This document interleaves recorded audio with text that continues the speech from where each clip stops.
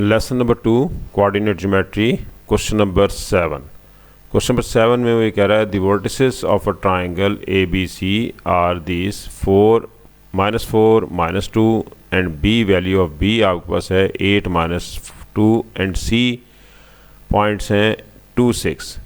ये कोऑर्डिनेट्स हमारे पास हैं और ये फिगर में डायग्राम में हमने इसको देखा है कि पॉइंट्स यहाँ मौजूद हैं। ए की वैल्यू -4 -2, बी वैल्यू 8 -2 और C value 2 6। Find the perimeter and area of the triangle.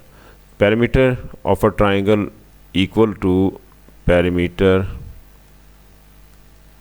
Of triangle ABC, this is equal to the sum of the lengths of all the sides, lengths of all sides, AB plus BC plus AC। इन तीनों की lengths को हम add कर लेते हैं तो ये हमारे पास पैरामीटर फाइंड आउट हो जाएगा। लेकिन अभी हमारे पास AB लेंथ सबसे पहले हम फाइंड आउट करते हैं। लेंथ ऑफ AB फार्मूला है x2 - x1 whole square plus y2 - y1 whole square. 8 -4 whole square plus -2 y2 - y1 -2 whole square. ये हमारे पास हमने इस पे फार्मूला अप्लाई कर दिया है। अब हम देखते हैं माइनस माइनस प्लस हो जाएगा। 8 + 4 first value whole square plus -2 + 2 whole square. ये कैंसिल हो जाएंगे, -2 + 2। 8 + 4 12 स्क्वायर 144। 144 का स्क्वायर रूट लेंगे तो ये 12 आएगा। ए बी लेंथ हमारे पास 12 आ गई। यह है A B length. A B length की वैल्यू फाइंड आउट हो गई है। ए बी लेंथ है हमारे पास 12। इसी तरह से अब हम बी सी लेंथ निकालते हैं। बी सी लेंथ निकालने के लिए फार्मूला सेम लगाएंगे, x2 - x1 whole square plus y2 - y1 whole square. B C, B में x2 है 2 और सी है आपके पास सी में x2 है 2 और बी में x1 है 8। 2 - 8 whole square plus 6 - -2 whole square. अब आपके पास वैल्यू आ गई -6 square plus 6 + 2 whole square. -6 square means minus की पावर 2 होती, पॉजिटिव हो जाता है। 6 स्क्वायर 36, 8 6 + 2 8, 8 स्क्वायर 64। 64 का square 64 + 36 100, 100 square 10। Value of B C आपके पास आ गई 10। इस तरह से अब हम ए सी निकालते हैं। हमारे पास ए पॉइंट है -4 -2 और सी पॉइंट है, सी के कोऑर्डिनेट्स हैं 2 6। सी के कोऑर्डिनेट्स हम यहाँ पर लिख लेते हैं। ये हमारे पास है 2 6। अब हम ए सी लेंथ निकालते हैं। ए सी लेंथ है सी में से ए को माइनस करना है। 2 -4 whole square plus 6 -2 whole square. Answer आ गया 2 + 4 होल स्क्वायर 6 + 2 होल स्क्वायर। 6 का स्क्वायर 36 और 6 + 2 8, 8 का स्क्वायर 64। ये भी 10 हो गया क्योंकि इसका सम भी 100 ही आ रहा है। 100 और ए सी लेंथ भी आपके पास आ गई है 10। सिर्फ आपके पास ए बी लेंथ की वैल्यू, ए बी लेंथ आपके पास 12 आई थी और वो इसलिए कि 8 में से जब आपने 4 माइनस किया तो +4 हो गया, तो 8 + 4 12 होता है। 12 स्क्वायर 144, 144 का 12 आ गया। ये लेंथ हमारे पास आ गई हैं। Value of A B length 12, 10 और 10। अब हम करते हैं इसका पैरामीटर फाइंड आउट करना है। तो पैरामीटर निकालने के लिए sum of all sides, A B length, B C length और A C length. A B आपके पास 12 है, बी सी 10 है और ए सी भी 10 है। 10 10 10 32 आंसर आ गया। ये पैरामीटर निकलाया। अब हमने निकालना है एरिया। एरिया होता है half of base into height, base into height. अब हम देखते हैं इसका बेस क्या है। बेस है हमारे पास इसमें ए बी, और हाइट जो आएगी वो सी से परपेंडिकुलर, ये लाइन आ रही है परपेंडिकुलर लाइन ए बी के ऊपर, ये लेंथ सी से यहाँ पर हम परपेंडिकुलर लेंथ देख लेते हैं, और वो हमारे पास बन रही है कि अगर देखा जाए यहाँ से इस पॉइंट से सी तक का जो डिस्टेंस है वो 6 है। हाइट इसकी 6 है, ये 6 है ओरिजिन से। ये ओरिजिन होता है 0 से लेकर यहाँ तक ये 6 है, जबकि 0 से नीचे आए तो ये 2 और आ जाए, तो 2 ये है, 6 ये है, टोटल 8 हाइट है इसकी। 8 इसकी हाइट हो गई, और बेस इसकी ए बी है। A B into height, height H है, और उसकी वैल्यू हमने निकाल ली है। वो वैल्यू हमारे पास 8 आ चुकी है। और पहले हम ए बी की वैल्यू लगाते हैं। ए बी 12 है और हाइट जो है वो 8 है। कैंसिलेशन कर दें, 2 4 द 8, 48। एरिया ऑफ ट्राइंगल 48 हमारे पास आ गया। हाइट देख लें, हाइट में 6, 0 से लेकर हाइट यहाँ तक इस पॉइंट की सी की 6 है, और नीचे अगर देखा जाए तो 2 और डाउन कर लें। ये देखें -2 तक है, तो इसका मतलब 2 ब्लॉक्स और नीचे आ जाएं, तो 6 और 2 टोटल 8 इसकी हाइट है। हमें यही निकालना था। 8 हाइट है, half of base into height. Formula लगाएंगे हम, area निकलाया।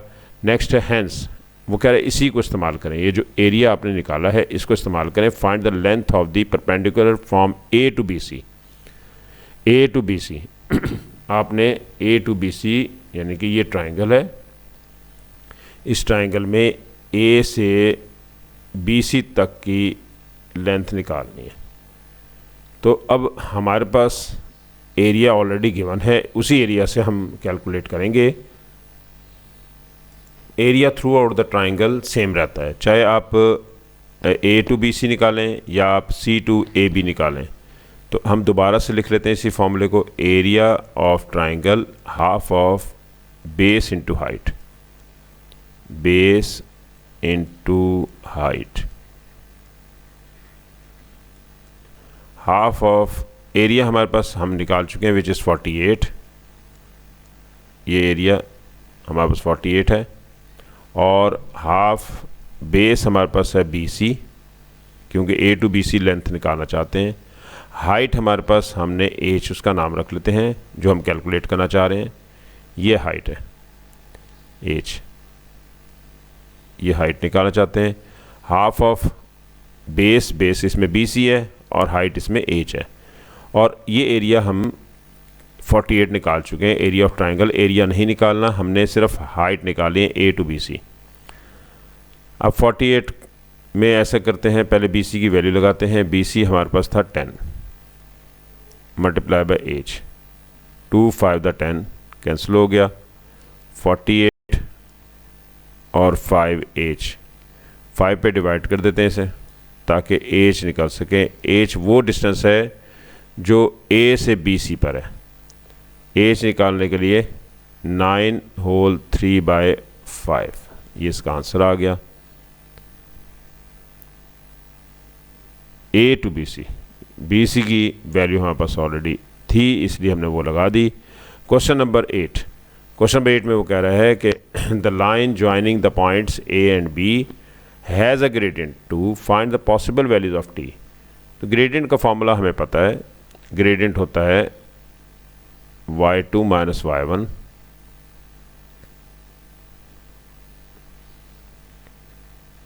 Over x2 minus x1, ये फॉर्मूला होता है ग्रेडियंट का।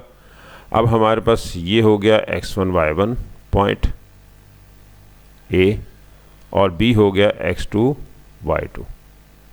फॉर्मूला में वैल्यूज़ लगा देते हैं, वो है जी y2 माइनस y1 यानी कि 2t square plus 7 minus y1 की वैल्यू है t, divided by x2 minus x1 यानी कि 7 माइनस 2, और ये ग्रेडियंट गिवन है विच इज़ इक्वल टू 2। ये हमारे पास 2 गिवन है तो इज़ इक्वल टू 2 यहाँ पर लिख देंगे। डिवाइड हो रहा है हमारे पास, ये रह गया 5, इधर 2 है, 2t square minus T plus 7। 5 को लेफ्ट फिर आगे मल्टीप्लाई कर देते हैं, 5 टू द 10 हो गया, 2t square minus T plus 7। अब इसे स्टैंडर्ड फॉर्म में ले आते हैं, 10 को हम राइट पे ले जाएंगे ताकि ये स्टैंडर्ड फॉर्म में आ जाए। 2t square minus T plus 7 minus 10 is equal to 0। 2t square minus T minus 3 is equal to 0। अब हम इसके फैक्टर्स बना लेते हैं। इसके फैक्टर्स क्या आते हैं वो देखते हैं। फैक्टर्स इसके हमारे पास 3 और 2 ही फैक्टर्स हैं इसके, यहाँ बना लेते हैं। 2t square minus 3t plus 2t minus 3 is equal to 0। t common ले लेते हैं, वैल्यू रहेगी 2t माइनस 3 प्लस 1 कॉमन ले लेंगे क्योंकि कुछ भी कॉमन नहीं आ रहा। 2t minus 3 is equal to 0। दोनों में 2t माइनस 3 कॉमन आ गया, वो कॉमन ले लेंगे। अंदर रह गया t plus 1 is equal to 0। अब 2t minus 3 is equal to 0 है एक वैल्यू, और दूसरी वैल्यू है t plus 1 is equal to 0। यहाँ से पहले फर्स्ट वैल्यू में से हम t की वैल्यू निकालते हैं, और वो इस तरह से कि t3 को राइट साइड पे शिफ्ट कर देते हैं और 2 पे डिवाइड कर देते हैं। ये हमारे पास फर्स्ट आंसर आ गया 1 होल 1/2। सेकेंड आंसर हमारे पास है t की value t plus 1 is equal to 0 था। इस तरह से t का आंसर आ गया -1। ये दो आंसर्स हमें चाहिए थे, हमने निकाल लिए। नेक्स्ट आ रहा है जी ग्रेडियंट का कुछ लिखा हुआ है, वो हमें फार्मूला हमने पहले से याद कर लिया हुआ है। ग्रेडियंट हमें पता है y2 minus y1 over x2 minus x1। Length यानी कि डिस्टेंस, ए बी डिस्टेंस, वो भी हमें पता है x2 minus x1 whole square plus y2 minus y1 whole square, ये भी हमने यूज़ कर लिया है। Equation of an oblique line, oblique line की हमें इक्वेशन निकालनी थी। The equation of a straight line passing through the point 0c। ये पॉइंट y एक्सिस पर है, y एक्सिस पर x हमेशा 0 होता है, और c इसका वो डिस्टेंस है जो कि ओरिजिन से इस पॉइंट a तक का है, ये c है। तो इसलिए हम जब कोई लाइन इस पॉइंट से पास करेगी तो इक्वेशन ऑफ स्ट्रेट लाइन बनेगी y is equal to mx plus c। m इसका ग्रेडियंट है, m इसका ग्रेडियंट है, c y इंटरसेप्ट है, इसलिए हमने ये। और फिर उसके बाद है कि equation of a horizontal line, horizontal line की इक्वेशन निकालनी है। हॉरिजॉन्टल लाइन ये है, हॉरिजॉन्टल लाइन वो होती है which is parallel to X axis, ये एक्स एक्सिस के पैरेलल होगी। और अगर किसी पॉइंट से पास करी ए बी से तो हम इसकी इक्वेशन हमेशा इसमें से y लेंगे। जब एक्स एक्सिस के लाइन पैरेलल होगी तो y होगा, और जब वो y एक्सिस के पैरेलल होगी तो x होगा, x is equal to a, x की वैल्यू a। तो equation of straight line, horizontal line की इक्वेशन हमेशा y में होगी, y इज इक्वल टू जिस पॉइंट से वो पास करेगा उसकी वैल्यू ले लेंगे। और वर्टिकल लाइन में x इज इक्वल टू होगा, जैसे सपोज़ अगर फ़र्ज़ किया हमारे पास x एक्सिस ये है और y एक्सिस ये है, और हमें कहा जा रहा है कि हॉरिजॉन्टल लाइन है, एक लाइन है which passes through the point 2, 3। Find the equation of the horizontal line which is parallel to x axis. अगर ये कहा जाए तो फिर हम कहेंगे y इज़ इक्वल टू 3, इसमें से सिर्फ y इज़ इक्वल टू 3 ले लेंगे डायरेक्ट।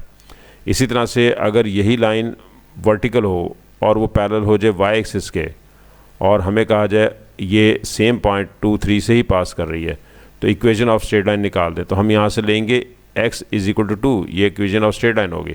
वर्टिकल लाइन में x इज़ इक्वल टू, और हॉरिजॉन्टल लाइन में y की वैल्यू, ये हमारे पास है। और इस तरीके से हम निकालें equation of a vertical line x is equal to a, और इसे हम इसका ग्रेडियंट अनडिफाइंड होता है, इन्फिनिटी होता है, जबकि हॉरिजॉन्टल लाइन का ग्रेडियंट 0 होता है, इसका अनडिफाइंड होता है, infinity. For two lines L1 and L2, L1 and L2 are parallel if their gradients are same। अगर दोनों के ग्रेडियंट सेम हैं तो फिर इसका मतलब कि दोनों लाइंस पैरेलल हैं। अगर ग्रेडियंट L1 का M1 है और L2 का M2 है तो फिर इन दोनों के ग्रेडियंट्स इक्वल होंगे, तो लाइंस होंगी पैरेलल, ये पैरेलल लाइंस होंगी। अगर इनके ग्रेडियंट सेम हैं तो लाइंस हमारे पास ये पैरेलल होंगी, और अगर इनके ग्रेडियंट का प्रोडक्ट -1 है तो लाइंस परपेंडिकुलर होंगी। ये L1 लाइन है और ये L2 लाइन है, ये लाइंस पैरेलल परपेंडिकुलर होंगी कब? जब इनके ग्रेडियंट्स का प्रोडक्ट लें, मल्टीप्लाई करें और आंसर -1 आ जाए, तो फिर हम कहेंगे कि लाइंस क्या हैं? आपस में परपेंडिकुलर हैं। जब लाइंस पैरेलल होंगी तो उस वक्त ग्रेडियंट इक्वल होते हैं, और जब लाइंस परपेंडिकुलर हों तो उनका ग्रेडियंट्स का प्रोडक्ट -1 होता है। नेक्स्ट क्वेश्चन है हमारे पास क्वेश्चन नंबर 9। इसमें देखते हैं कि क्या कर सकते हैं हम। Question number 9, the gradient of the line joining the points 9A first point है, इसका नाम हम A सपोज कर लेते हैं। Let this is equal to A, 9A। Second point B है which is equal to 2A and 1, ये हमने सपोज कर लिया। अब हमें इनका ग्रेडियंट गिवन है which is equal to 2/A। इस लाइन का ग्रेडियंट हमारे पास है, यानी कि AB लाइन का ग्रेडियंट हमारे पास ऑलरेडी है, हमें निकालना नहीं है। हमें सिर्फ अपने तौर पे जो हम ग्रेडियंट निकालते हैं उसके इक्वल रख लेंगे। हम यहाँ लिखेंगे ग्रेडियंट ऑफ AB, फॉर्मूला है y2 minus y1 divided by x2 minus x1। ये m के इक्वल होता है। वैल्यू ऑफ y2 हमें पता है, वैल्यू ऑफ y2 क्या है? वैल्यू ऑफ y2 है 1। ये आप नाम रख लें x1 y1, ज़बानी भी कर सकते हैं और लिख के भी कर सकते हैं।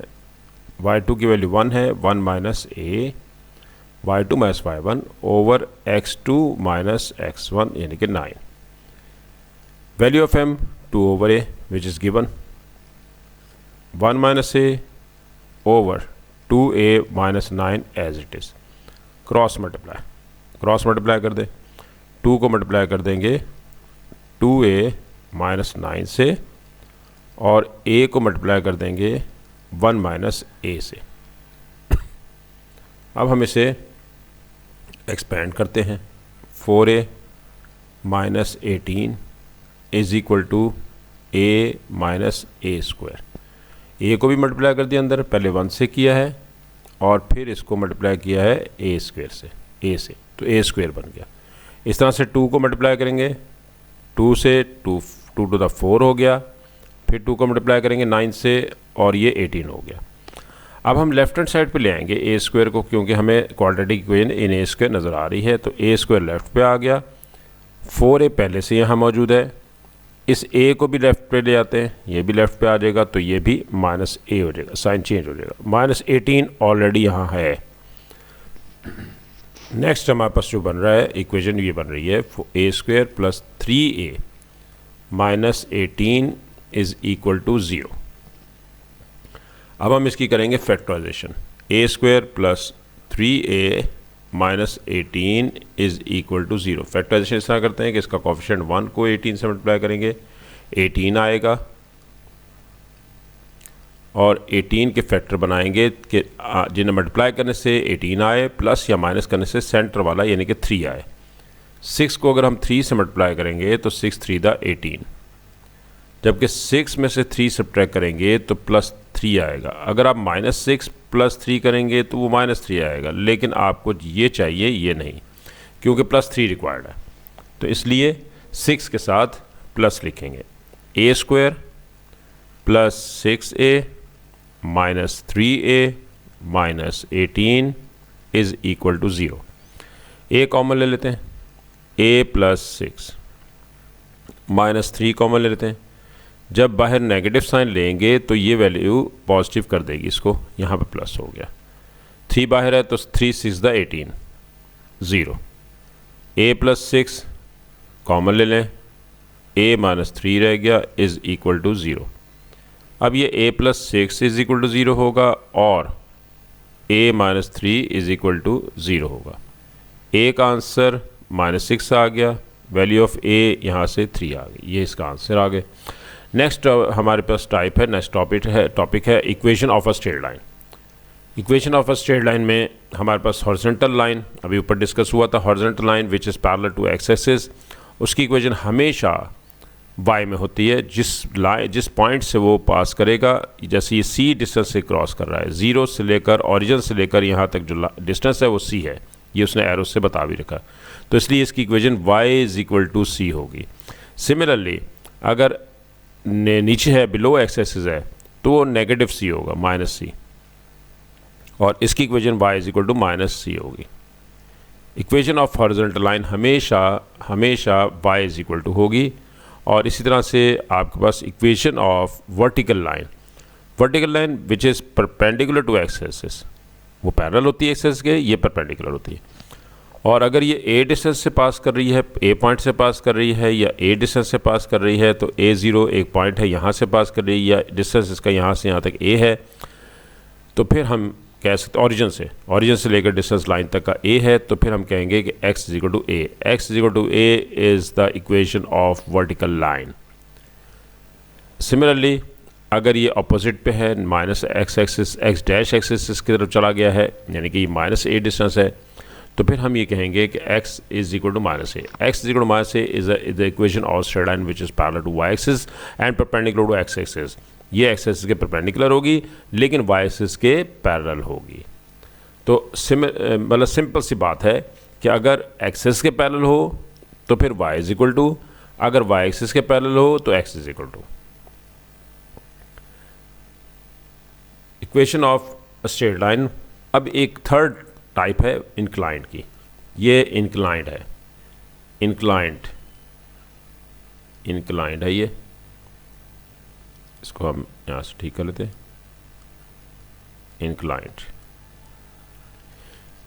इंक्लाइंड जब होगी तो उस केस में equation of straight line y is equal to mx plus C होगी। इसमें हमें दो चीज़ों की ज़रूरत पड़ेगी, एक ग्रेडियंट की और एक y इंटरसेप्ट की।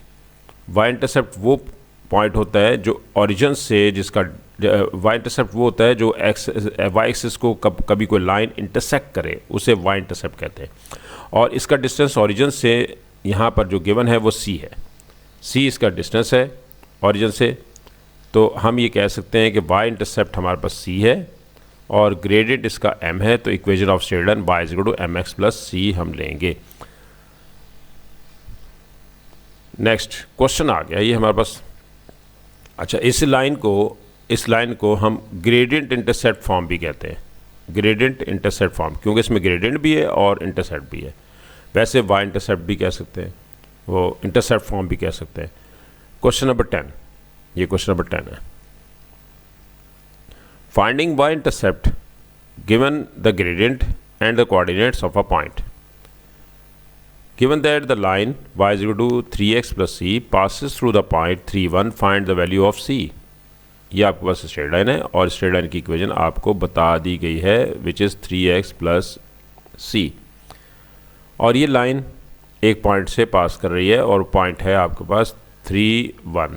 जब कोई लाइन किसी पॉइंट से पास करती है तो जाहिर है कि वो पॉइंट इसको सेटिस्फाई करता है।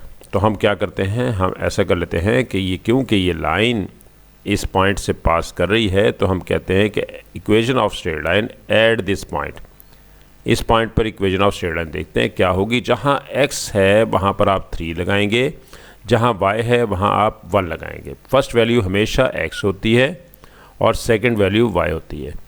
x की जगह पर 3 लगाएंगे, y की value 1। 1 is equal to 3 into 3 plus c। ये x था, इसकी जगह पे हमने 3 लगाया है, ये y था, इसकी जगह पे हमने 1 लगाया। 1 is equal to 3 into 3 9 plus c। Answer c का निकाल सकते हैं हम अगर 9 को राइट साइड पे ले जाते हैं। ये 9 हम लेफ़्ट पे ले आते हैं, इससे कंफ्यूज नहीं होना, मैंने इसको पहले लिख दिया था। ये लें 1 minus 9 is equal to c, minus 8 is equal to C, या फिर आप ये कह सकते हैं कि c is equal to minus 8। C का आंसर निकला है। जब भी कोई लाइन किसी पॉइंट से पास करेगी तो हम equation of straight line at that point check करेंगे और उससे आंसर हमारा निकलाएगा। क्वेश्चन नंबर 11, क्वेश्चन नंबर 11 है ये। 11th क्वेश्चन में हमें कहा गया है कि given that the line y is equal to 5x plus a passes through the point, इस पॉइंट से पास कर रहा है, तो वैल्यू ऑफ ए निकालनी है। तो जब कोई लाइन किसी पॉइंट से पास करेगी तो हम उस पॉइंट पे लाइन की इक्वेशन देखेंगे। हम क्या करेंगे, हम उस पॉइंट पे लाइन की इक्वेशन चेक करेंगे कि लाइन की इक्वेशन एट दैट पॉइंट क्या है, -1 2 पे क्या है। तो एट पॉइंट -1 2, जहाँ जहाँ x है वहाँ -1 लगेगा, जहाँ y है वहाँ 2 लगेगा। तो 2 is equal to 5 into -1 plus a, 2 is equal to -5 plus a, 2 plus 5 को ले जाएंगे तो ये पॉजिटिव हो जाएगा। 2 plus 5 is equal to a, 7 is equal to a का आंसर हमारे पास 7 आ गया। क्वेश्चन नंबर 11 था। क्वेश्चन नंबर 12, क्वेश्चन नंबर 12 में ही वो कह रहा है कि द पॉइंट 6 8 लाई करे या फिर पास करे लाइन, एक ही बात है। पॉइंट लाई करता है और लाइन पास करती है। जब वो कहेगा लाइन के ज़रिए से इसका ताल्लुक बताएगा तो वो कहेगा पासिस थ्रू द पॉइंट, और जब पॉइंट से बात करेगा वो कह रहा है lie on the straight line. है क्वेश्चन सेम ही। y is equal to -4x plus b, तो वो कह रहा है कि ये पॉइंट इस लाइन पे लाई करता है, मतलब लाइन कहा जाए तो लाइन पास कर रही है, पॉइंट कहा जाए तो पॉइंट लाई करता है। तो एट पॉइंट 6 8, जहाँ जहाँ x है वहाँ 6 लगेगा और जहाँ y है वहाँ हम 8 लगाएंगे। ये y है, इसकी जगह पे 8 लग गया, और ये x है, इसकी जगह पे हम 6 लगाएंगे, plus b as it is.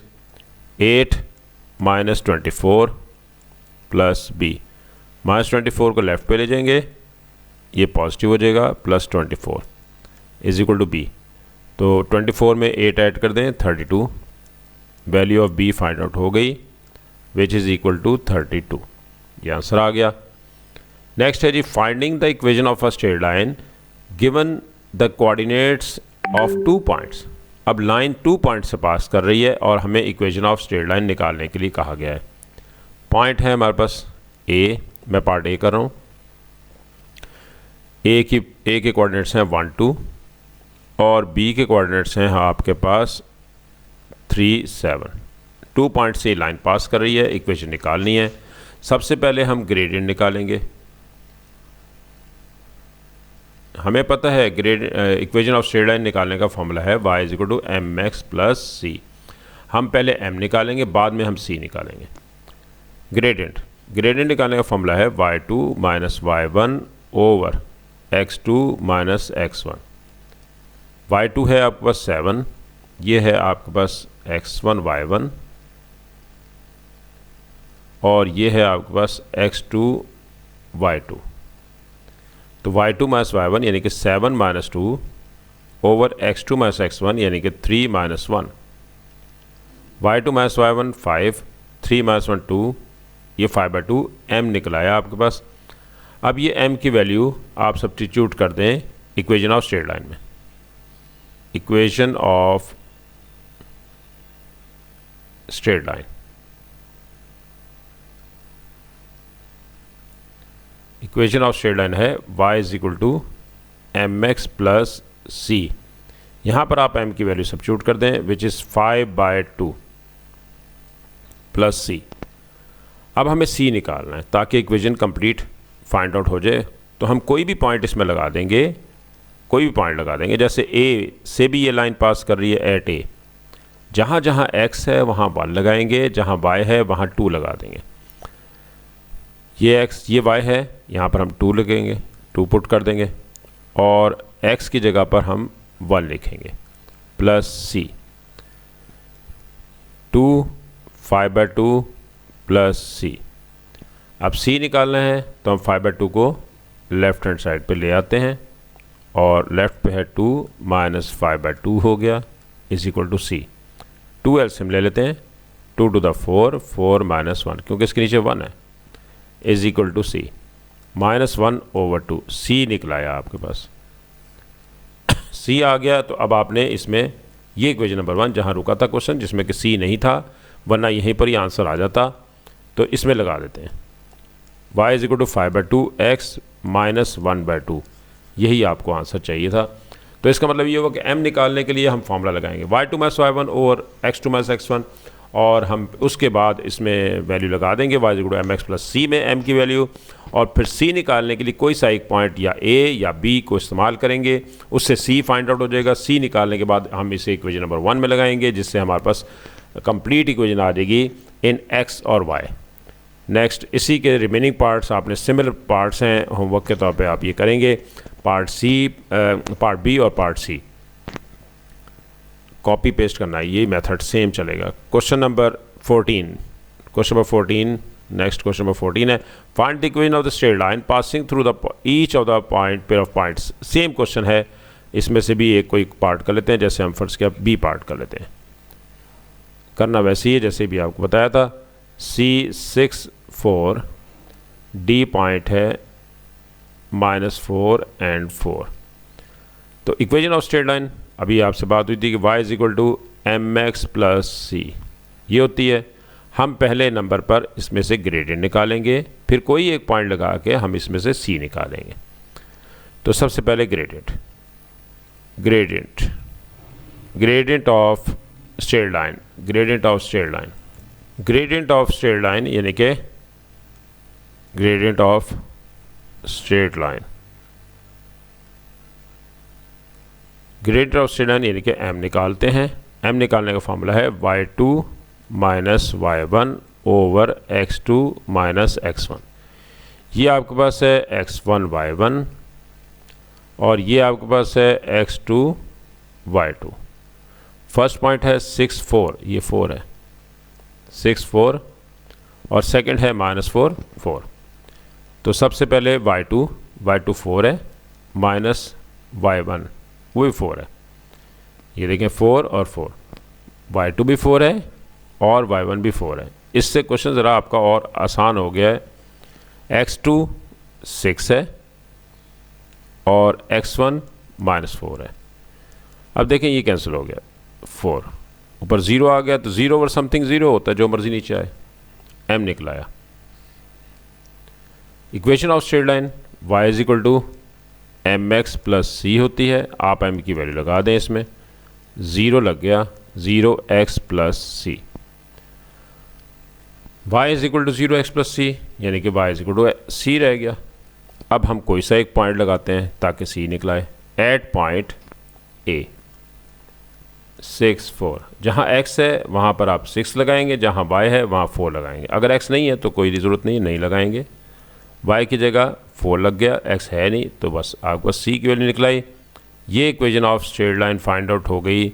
y is equal to 4, y is equal to 4 means this is the straight line which is parallel to x axis, because here we have only value of y। तो जब y की value होगी तो इसका मतलब है कि ये वो लाइन है जो कि हॉरिजॉन्टल लाइन है। इक्वेशन ऑफ हॉरिजॉन्टल हमेशा y इज इक्वल टू होती है, और इक्वेशन ऑफ वर्टिकल लाइन हमेशा x इज इक्वल टू होती है। सिर्फ x उसके, और जिसमें x और y दोनों आए, जैसे कि यहाँ पर अभी इक्वेशन में आया था x और y दोनों आए थे, तो ये एक इंक्लाइंड इक्वेशन होती है। तो 3 टाइप्स होती हैं, इंक्लाइंड, हॉरिजॉन्टल, वर्टिकल। हॉरिजॉन्टल में y इज इक्वल टू, और वर्टिकल में x इज इक्वल टू, और इंक्लाइंड में y is equal to M X plus C की फॉर्म होगी, इस शक्ल में होगी।